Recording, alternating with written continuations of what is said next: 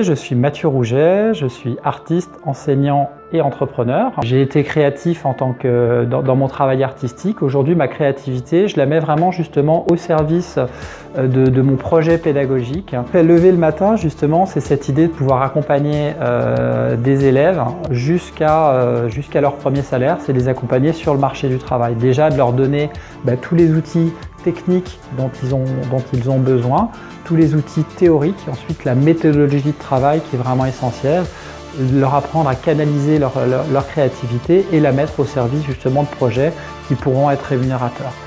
C'est la présentation de son travail, c'est la confiance en soi qu'il faut vraiment développer pour être à l'aise, pour pouvoir performer le mieux possible dans son domaine. J'ai été confronté à des élèves qui ne pouvaient pas venir, qui ne pouvaient pas être physiquement présents à l'école, aussi bien pour des raisons financières que des raisons pratiques.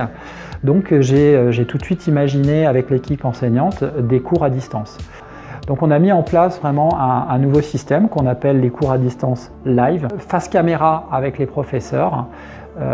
Et ils savent qu'ils ont vraiment un temps donné. On est calé vraiment sur ce qui se passe en réalité sur le marché du travail aujourd'hui, c'est-à-dire que sur le marché du travail, les distances sont gommées, on n'est pas toujours physiquement présent avec son client. On fait de la webconférence, on envoie des fichiers joints, on fait du partage d'écran, on est au téléphone, etc. On est en déplacement régulièrement. Donc ce mode de fonctionnement pédagogique correspond parfaitement à ce qui se passe sur le marché du travail. Et en plus, ça leur offre cette liberté de pouvoir avoir un job à côté, de pouvoir voyager, d'avoir cette liberté beaucoup plus cette liberté de temps en fait et d'action.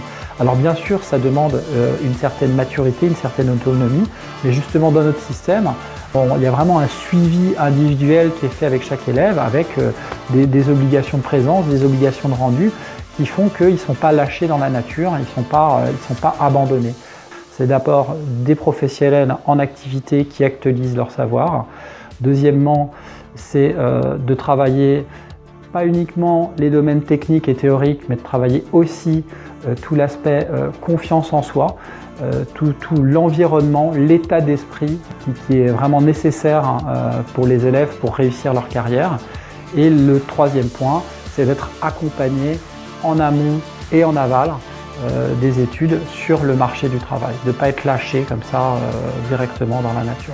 Un jeune artiste qui souhaite se lancer dans le design, le premier point essentiel, c'est qu'il faut qu'il soit passionné, qu'il fasse la différence entre la passion loisir et la passion travail, la passion professionnalisante. Ensuite, il faut qu'il soit persévérant. Il faut qu'il soit persévérant et qu'il accepte la notion d'échec et que le mot échec ne lui fasse pas peur, qu'il se dise que l'échec, c'est une façon à chaque fois d'apprendre quelque chose de nouveau.